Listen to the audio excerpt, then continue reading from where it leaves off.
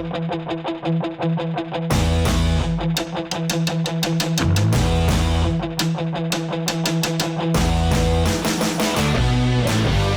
Freo fans, welcome to episode 13 of the pre-season show. My name is Brett from the media team here at Freo, and we're coming to you today from the Crown Perth Grand Ballroom as we're only moments away from our 2020 International Women's Day luncheon. So it's only fitting that we have AFLW superstar Hayley Miller as our guest today. Welcome to the show. Thank you.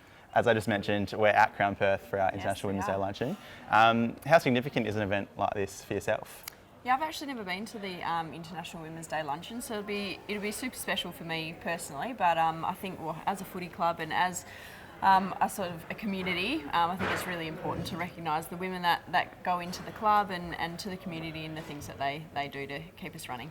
We'll touch on our International Women's Day clash against Brisbane a little later on in the show, but let's get to know you a little bit more. Yeah. Can you tell us about how you balance the physio outside commitments and your footy commitments as well? Yeah, I'm a physio by trade or I guess career you could say. I guess I dropped down to part-time work, which is obviously helps me fit in the footy at the same time. So 3 days a week as a physio, and then fitting in the footy with that.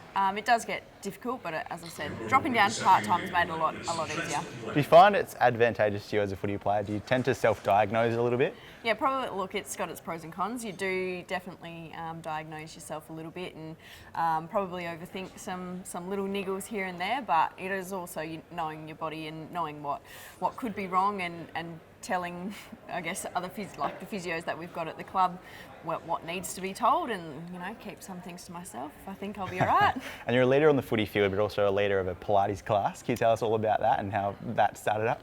Yeah, well, with work, I take some Pilates as well, and a lot of that is generally women. We do have some men's classes as well, but generally, look, it's a female sort of hobby, I guess. But I did take a class of about 50 of our Subiaco Women's Footy Club members just last week, and look, that was awesome having that many girls in the room and following me doing what I do every day. Usually it's only to a class of 8 to 10, so it was a pretty big step up, but it was an awesome experience. Has it taken a couple of years to balance the workload between outside commitments and footy?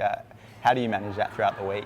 Yeah, I definitely, look, from the first season I was still studying, so taking some time off uni to sort of fit in the footy, and then coming into work, I did work full time, and that was pretty intense, and I probably burnt myself out a little bit. So I guess over the last 4 years, figuring out sort of what works for me, and for what works for me was not going to work for someone else. But I've decided that it's probably best if I, as I said, drop down to a bit of part-time physio, and then which allows me to do both jobs properly. So I'm not half on the track and worrying about work and completely exhausted by the end of the day, because I spend my whole day talking to people and trying to figure out other people's problems, and people often, you don't realise how much they sort of lump on you sometimes. So having a little bit less of that pressure, and then being able to put as much effort as I can into both areas. Now, can we rewind the clock to last year? West Coast joined the competition and we're forming their side. Yeah. Your family are all West Coast fans. How close were you to leaving Freo if that was an option for you? Yeah, it definitely was, and I was pretty close. I don't sugarcoat it at all. Like it was a real big possibility for me, and there was a number of conversations that I had with a number of different people, and I guess it was.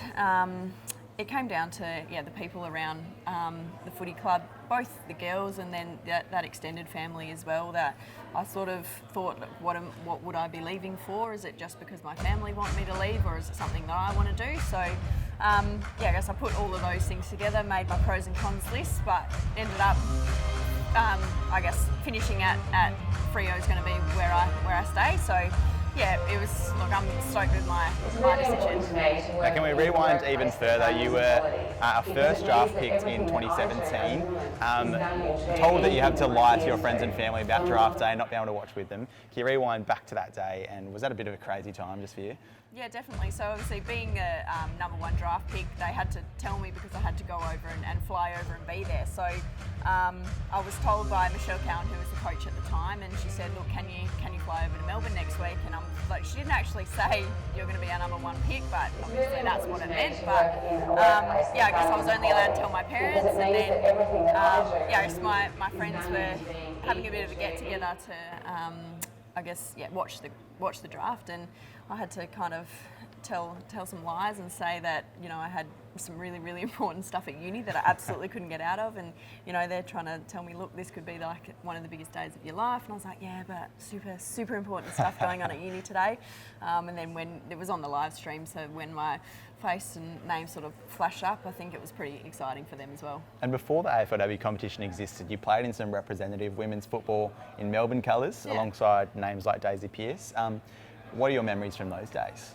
Yeah, well, I was really young back then, so coming into that, it was an absolute whirlwind experience, and playing with girls like Daisy Pearce and those big name players in the comp all played in that, Paxi and all those like elite midfielders, and to try and slot into that, I played a bit more in the back line through that, and a little bit on the wing, like I was trying to figure out where to fit me in, but it was an awesome experience. I ended up playing a majority. I just missed the first one being too young, so I managed to play the rest of the ones that were available there, and that experience probably set me up to be a little bit more confident coming into the actual season. Now, you also joined the leadership group this season.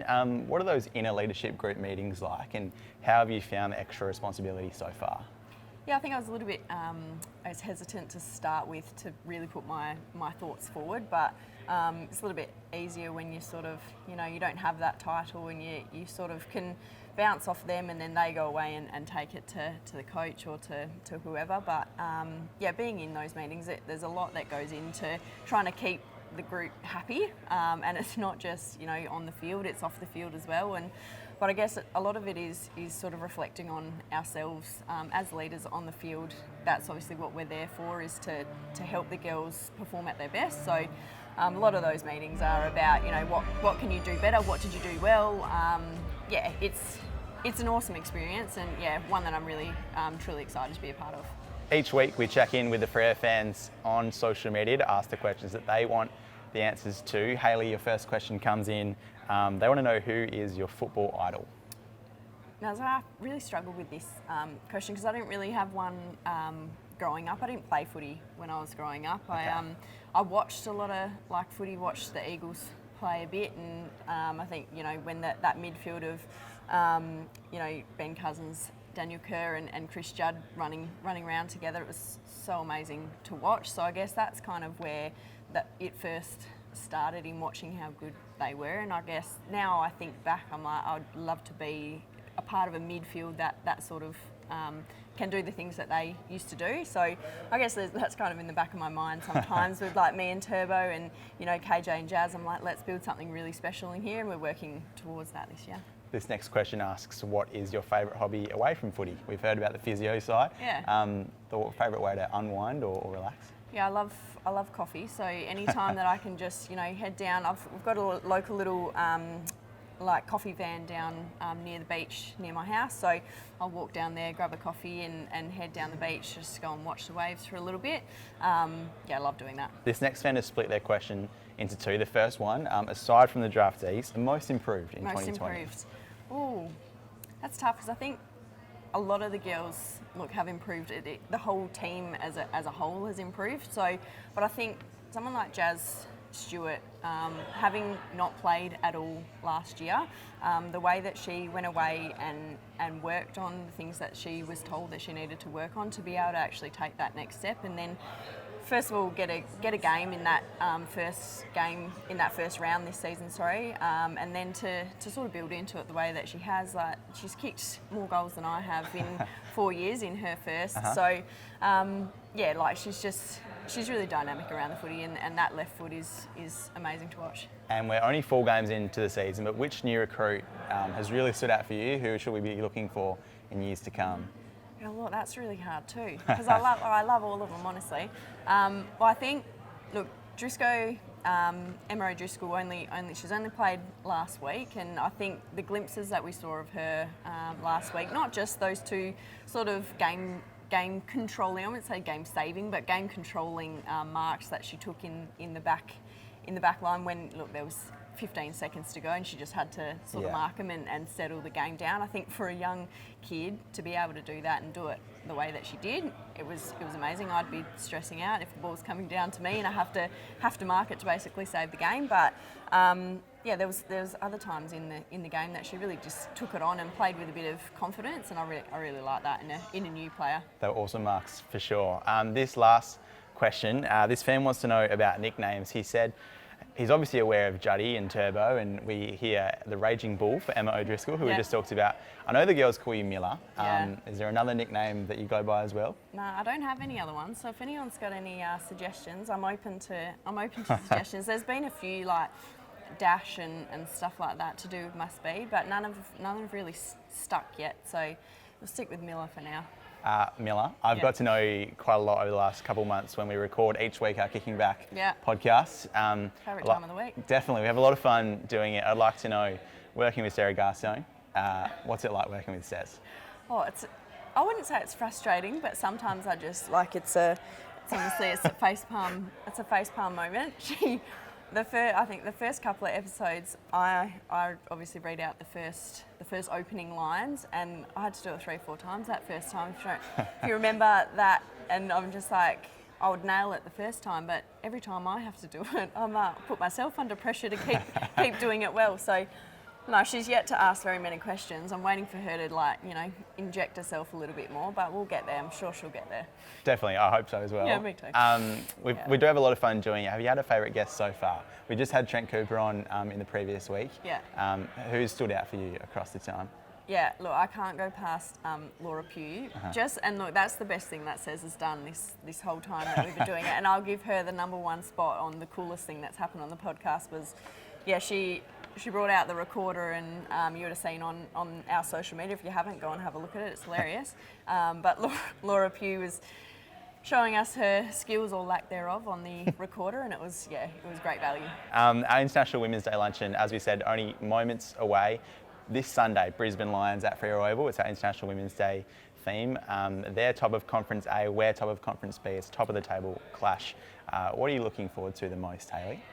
Yeah, I think it'll be a really good test for our group. I think it's been a couple of shaky games where, yes, we've managed to fight it out and sort of get the win, where we probably, we should have played better and had a bit of a more convincing win. I wouldn't say that we didn't deserve to win, but I think we need to show a little bit more against Brisbane to actually, to take that next step and beat a team that has been really strong in the last couple of weeks. We're looking forward to it. Hayley Miller, thank you for jumping on the show this week, and good luck for the weekend. Thank you very much. For the Freo fans, make sure you head to fremantlefc.com.au as well as our social channels for all the inside coverage and behind the scenes access.